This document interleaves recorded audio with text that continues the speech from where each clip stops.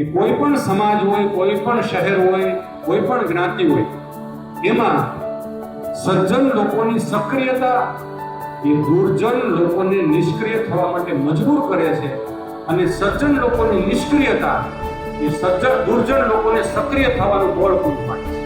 આ સમજણ જ્યાં સુધી સમાજમાં નહીં આવે અને સમાજના સજ્જન લોકો, સારા માણસો નિષ્ક્રિય રહેશે, તો ઓટોમેટિક સમાજના દુર્જન નેગેટિવ લોકો લીડરશિપ લઈ લેશે. એ બાકીની મોટા ભાગની પ્રજા તો અભૂત છે, ખબર નથી કે સાચું શું છે. સમાજે સક્રિયપણું દાખવવું પડે. જો સારા માણસો સમાજના સક્રિય નહીં થાય તો નબળા માણસો તો સક્રિય થઈ જ જવાના છે. એમને તો બળ મળી જ જવાનું છે, કારણ કે મેદાન મોકળું છે, અને મોકળા મેદાનમાં બાકીની પ્રજાની લીડરશિપ એ લઈ લેશે નેગેટિવ નકારાત્મક ભૂમિકામાં, અને સમાજનો મોટો વર્ગ એમની લીડરશિપમાં અલગ દિશામાં